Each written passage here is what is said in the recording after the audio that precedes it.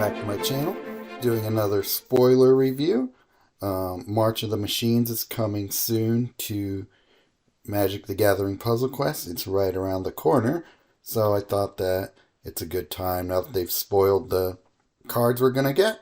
Let's talk about what the cards are, and I'm just going to go through in order of rarity, A to Z.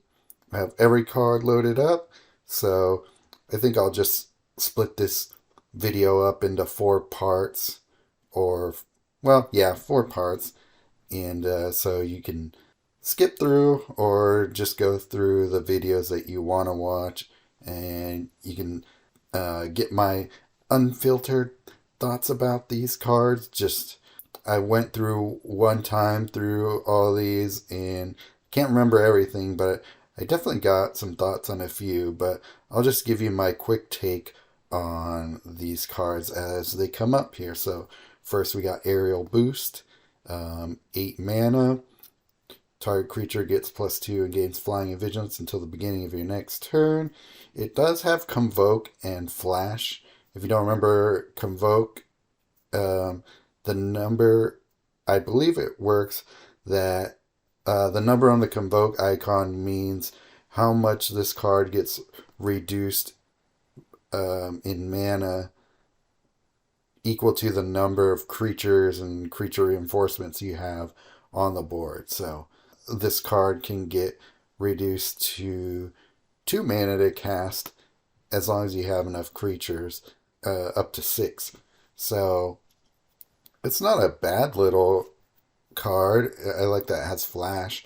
Gaining flying and vigilance can help block with a lot of creatures that you might have. If you're going to have a stack of tokens, it might be a good way to keep yourself safe for an extra turn. So not a bad little card. Alabaster Host Intercessor. So they're doing an interesting thing with these cards. A corresponding card in each color, where when you exile this card from your hand, if it has 6 or more mana, convert 4 gems to white. So that's cool. They're giving us a little bit more gem conversion in this set. Kind of in a weird way, but it's not terrible. So when this creature enters the battlefield, exile target opposing creature. This card gains the bind emblem. When this creature is destroyed or exiled, return the last card with the bind emblem from your opponent's exile to play under their control. So they're doing that old thing there. So what I'm thinking you could do is use Against All Odds on this card and keep blinking them back into play, and it will basically keep your opponent's side of the board wiped. So that's kind of cool. And then also what I thought you could do with this card is if you use Threats Undetected and pull this card into your hand, it'll get 6 mana with Threats Undetected. So you can just right away exile it from your hand and convert 4 gems to white in that way. So I think that if I want to try using this card in a deck, that's how I would. Angelic Intervention. Target creature you control gains protection from your opponent's planeswalker colors until end of turn. It gets +1/+1. The only cool thing about this card is it has Flash, but that whole protection thing, it's alright. It's similar to Hexproof, but it also gives you that extra sort of having protection in case that card you throw this on has Vigilance or Defender. It will reduce the damage it takes by a half. So it's an okay card. Probably not something I'll ever use in a serious deck, but I could see some use for it in lower tiers. Assimilate Essence. Drain 12 mana from the first creature card in your opponent's hand. That the first card in your opponent's hand has mana, create 2 Incubator Tokens. Those cards gain oil counter 2. So I don't yet know what Incubator Tokens are going to do. They haven't told us yet what they will be, but I'm guessing they are support tokens. And those cards gain oil counter 2.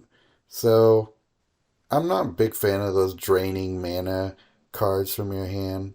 There are a couple that are usable when they have other effects besides that, but a lot of times it's a lot of mana to spend on a an ability that just slightly slows your opponent down. So I'm not a big fan of it. If there's a way to like continuously drain mana every turn from your opponent's hand, it's way more useful than a spell like this. So I'm not a big fan. It's not the most expensive card, but I don't think it does enough for you. Unless those incubator tokens end up being something cool. But I don't know. Probably not amazing. But we'll see. Attentive Skyward. When this creature deals combat damage to your opponent's planeswalker, destroy an incubator token you control. So again, I'd have to reserve judgment until I know what an incubator token is. Beamtown Beatstick. I like the name of this card. At the beginning of your turn, your first creature gains +1 and gains menace until the beginning of your next turn. When your first creature deals combat damage to your opponent's planeswalker, if it has menace, create a gold token. Not enough of an ability to make it really a card I would use. It's an equipment. It has 1 equip. But, not powerful enough to make it into anything that I would ever use. Bladed Battle Fan. When this support enters the board, your first creature gets +2 and gains prevent damage until end of turn. I guess that's okay. But it has flash, so you can use it on a defender to block in that way. So I guess that's okay. At the beginning of your turn, your first creature gets +2/+0 until the beginning of your next turn. So I think that ability might stack. So I guess if you throw this on a creature with prevent damage, then yeah, it's got an okay ability to it. Maybe suitable for lower tier players, but you're not going to see it in very many decks, I don't think. Blighted Burgeoning. So this is a really interesting card. I really want to play around with it to see exactly how effective it will be. We can ignore the first part. It's an aura, so Light Paws and Danitha can fetch it, but a land support you control gains enchanted. At the beginning of your turn, convert 2 gems to your planeswalker's colors. So I've never seen an effect like this before, where you can add things to, like you can upgrade your lands. So I'm wondering how this is going to work. I'm sure a random land support. So this will be interesting to pair with somebody like Ren and Seven, the Planeswalker. And so it'll be cool. I'm wondering if you can add this land support and it will do extra land conversion on top of what your land is already converting. So very interesting, very cool. I definitely want to play around with this to see how effective it is exactly. Burning Sun's Fury. Your last 2 creatures get +3 and gain haste until end of turn. So I like that it also has Convoke. It's a pretty cheap spell. And I like that your last 2 creatures gain haste, because a lot of times those are the ones that you need to give haste to, because your first creature may have already been on the board, so it doesn't need haste that much anymore. So kind of interesting. I might try to play around with it and see if I like it. Chomping Kavu. This creature enters the battlefield. It gets +1/+1. That target is not this creature. Each opposing creature with base power 2 or less gain. I mean, how often are you going to run into cards like that? Well, I mean, there are a lot of tokens out there, so maybe. When this creature attacks, each opposing creature with base power 2 or less gains can't block until end of turn. Okay, so basically it's almost the same effect on enter the battlefield as attack. So it's a 3/3 for 11, so it's pretty weak. I don't think that ability is strong enough to really need to be used. Coming in hot. Target creature you control gains +2 and gains first strike until end of turn. Fetch the first card from your library. So it's a flash card, and it's 4, so it's pretty cheap. But I don't know. I don't think that's a strong enough ability to really make me want to use this card, but it's interesting, I guess. Consuming Etherborne. It's a 2/2 with lifelink for 11. When this creature enters the battlefield, target creature gets +1/+1. If that target is not this creature, it gains lifelink until end of turn. So you can basically give another creature lifelink during your turn if you have another one to give this ability to. So not bad, actually. I kind of like it. It's a pretty easy way to give another creature a lifelink for a turn. If you don't have somebody like Venzer who can also give your creatures lifelink, then I guess this is an option. Converter Beast.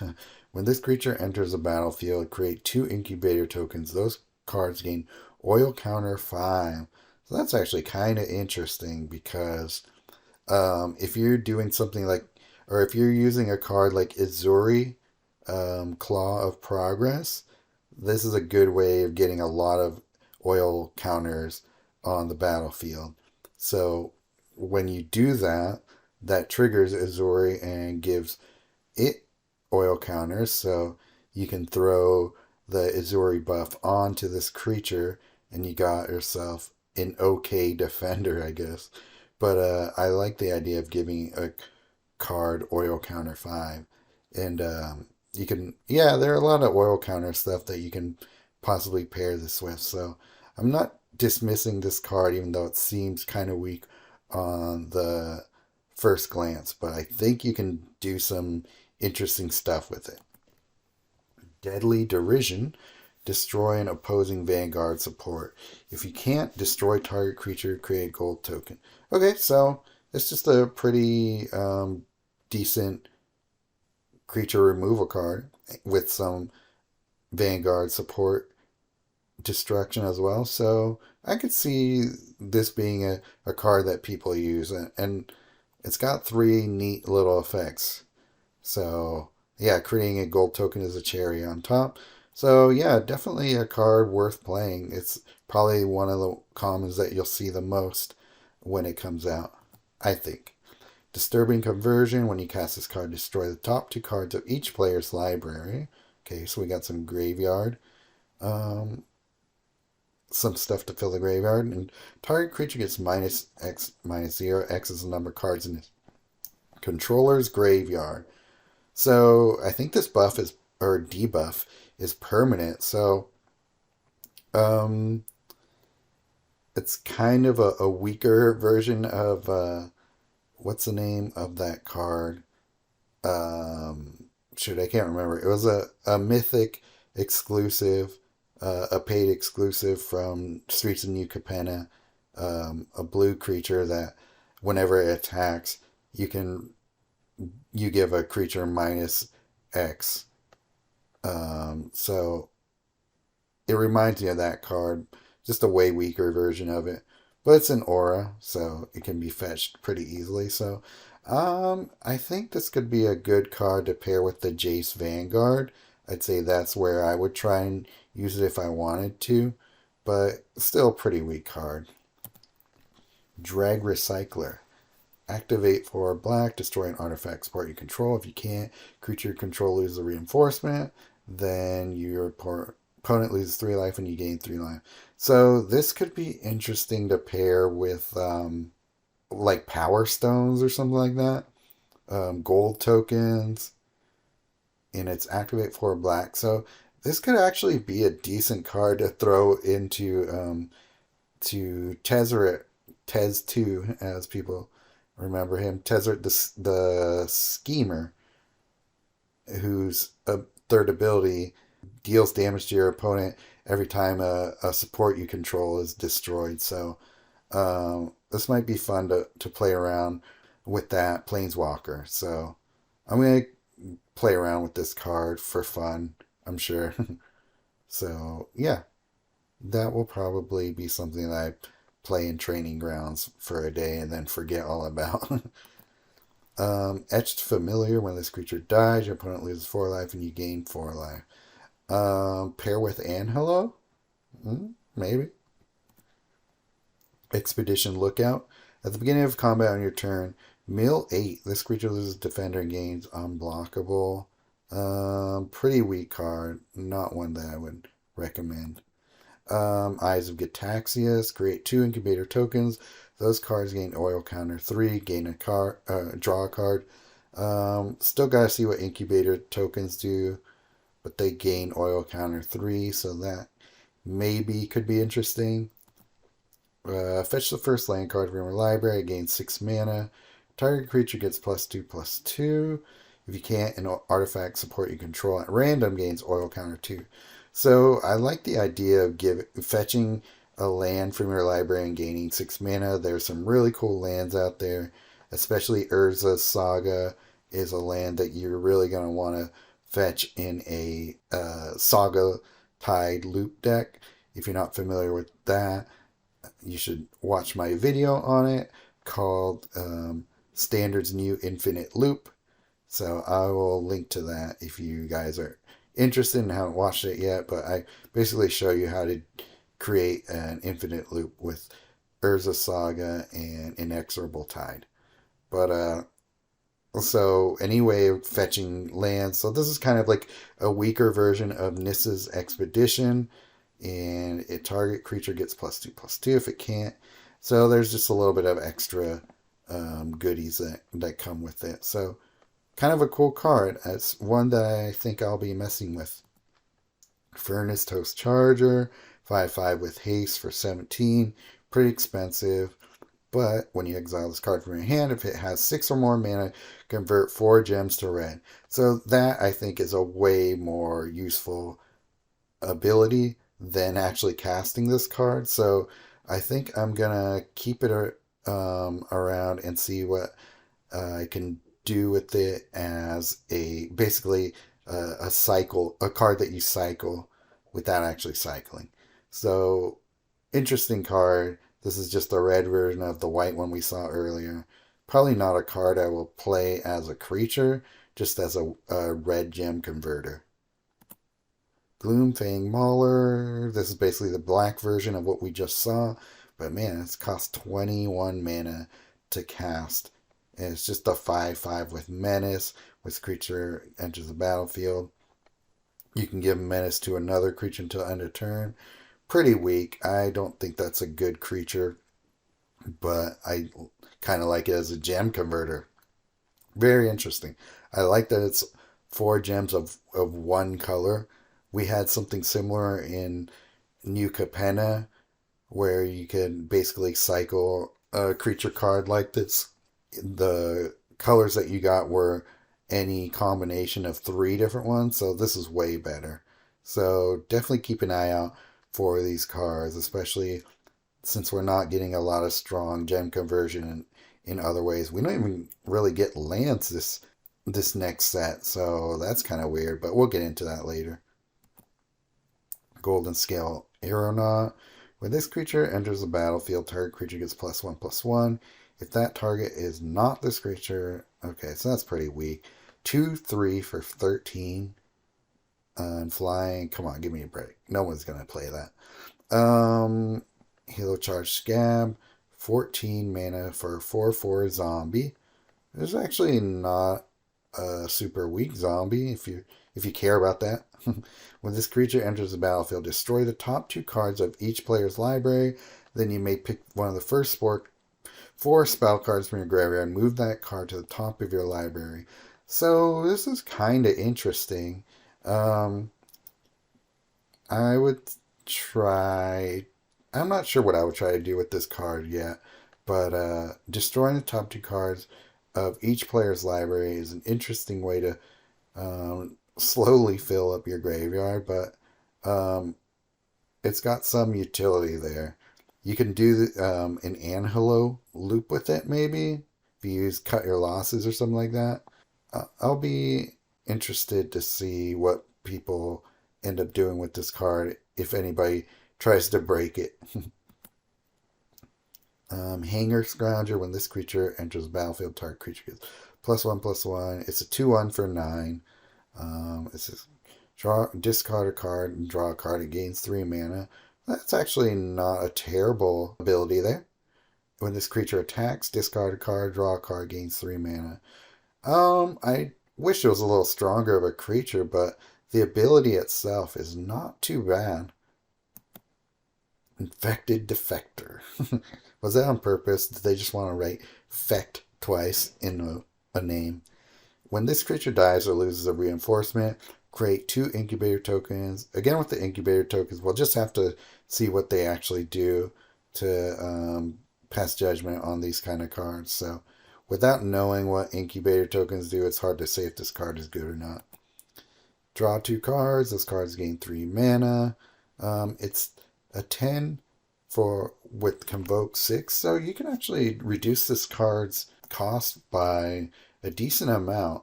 So, saying you have up to 6 creatures on the battlefield, drawing 2 cards for 3 mana for a 4 mana cost is not that bad, actually. Pretty good.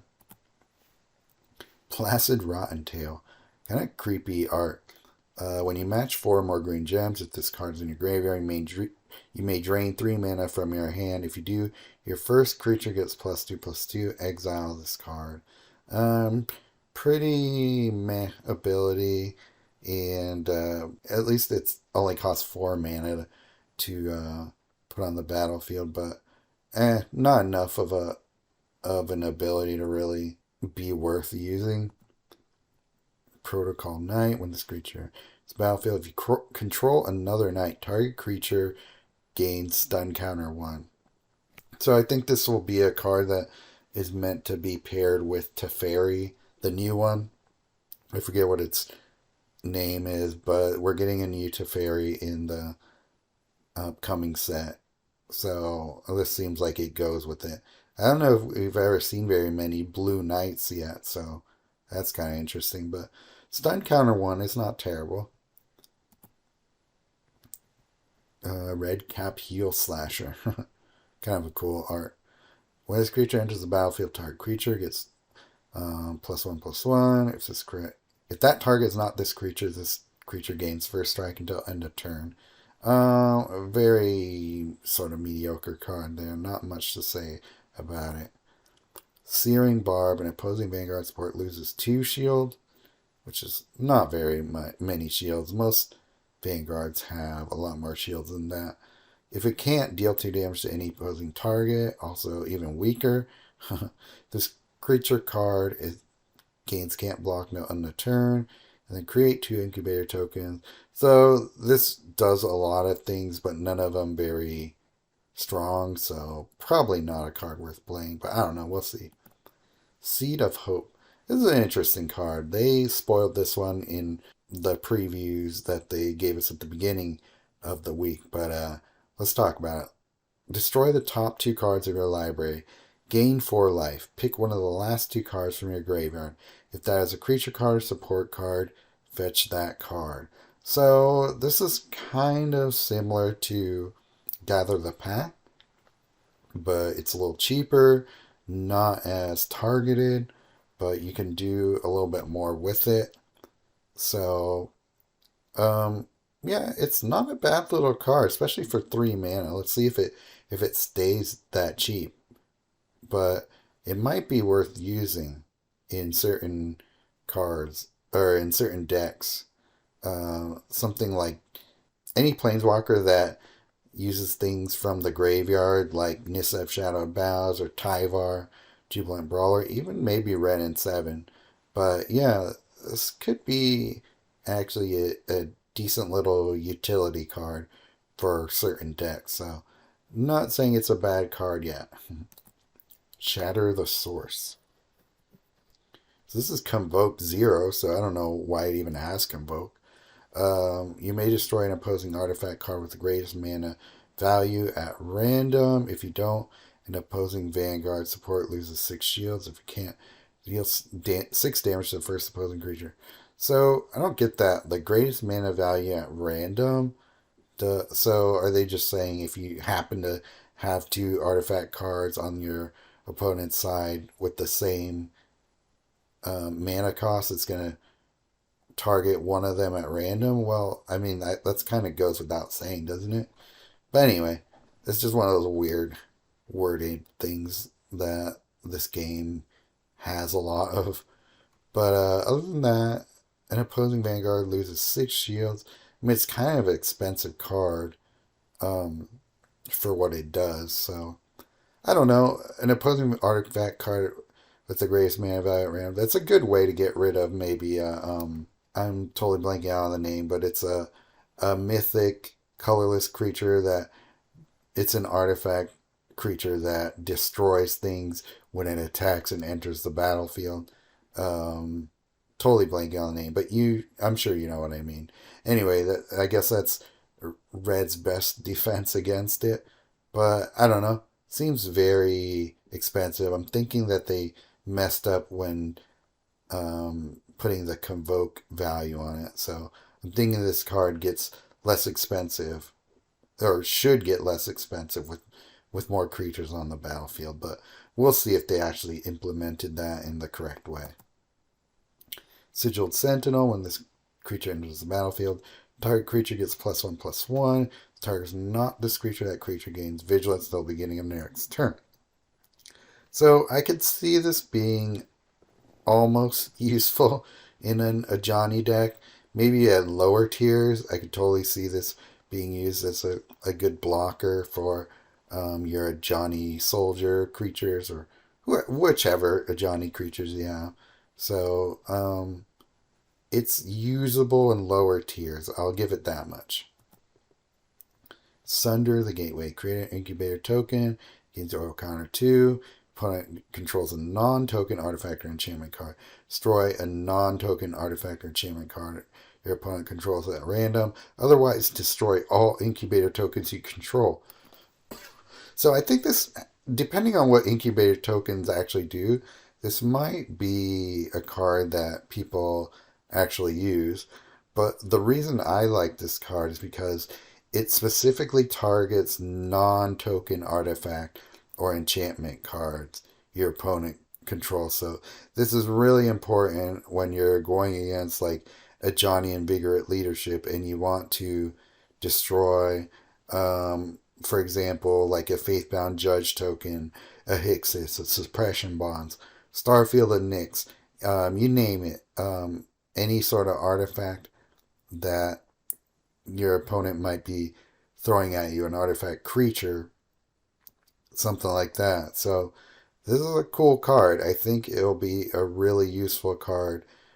This gives Dakon a good way to get rid of supports that are nasty. I feel like Dakon's one of his biggest drawbacks to using him is that blue, black, and red don't have a lot of support removal. So this actually gives you a viable way to target and, well, sort of target and remove support. So I really like that about this card. Tenured Oil Caster. Mill 8. At the beginning of your turn, this creature gets +3. Until the beginning of your next turn, this creature gets +3 for each of its reinforcements until the beginning of your next turn. So Mill 8 I don't think is that hard to get. So that's actually not a terrible amount of buffing that you can get from this card. So you just gotta mill enough, but that's shouldn't be that difficult. When this creature attacks or blocks, destroy the first X cards of your opponent's library. X is equal to 1 plus this creature's reinforcement. So not terrible. Probably not a top tier card by any means, but it definitely has some utility to it. So not discounting it quite yet. Tidal Terror. Okay, this is the blue version of the whole convert 4 gems to blue. So I like that. Well, it has, that's weird, it has bravery for some reason. But yeah, this is like a little extra thing to throw on top of Cut Your Losses as some nice blue gem conversion. If you're running like blue PMA, You're going to really want some blue conversion around, so I like that about this card. And I think that's probably the only thing I really care about. The rest of the text is just, I don't know, nothing to really care about that much when it comes to this card. So, oh, let's just leave it at this card can convert 4 gems to blue. And yeah. Timberland Ancient. Okay, so this is the green version. So I think this one will be used a decent amount as well. It's a 6/5 with reach and trample for 19 mana. So it's almost usable as a creature, but that 19 mana cost, even in green, you can do a lot better for 19 mana. So this is really just a green gem converter at the end of the day. If you have 6 or more mana in it. And like I said, you can easily pair this with Threats Undetected and have it be a green gem converter for you. Trailblazing Historian. When you cast a creature card, you may drain 3 mana from your hand. If you do this, creature gains haste or that creature gains haste. Not bad. I mean, there are a lot better ways to get haste on your creatures, but you have to cast a creature card, so it won't work on tokens. So that's also a drawback. So it's a 1/3 with haste for 5 mana, which is not very strong, but at least it's not very expensive. So almost usable, but not quite. Vanquish the Weak. Destroy target creature with power 3 or lower. Unless you have a way of debuffing your opponent creatures, this card is pretty useless. Even at 4 mana with flash, you're just not going to run into that many creatures with power 3 or lower. And with just a bit more of a mana cost, you can destroy any creature you want with better cards. So I would recommend you not use this card. Wyry Thespian. When this creature enters the battlefield, surveil 1. And this creature dies, lose them. Reinforcement, surveil 1. It's a 3/1 for 7. I mean, I guess if you're really trying to put things into your graveyard in green, but there are much better cards for surveilling and destroying your library, so I wouldn't waste my time with this one. Alright, well, those are all the commons, so if you enjoyed it, I'll see you in the next video where we do the uncommons.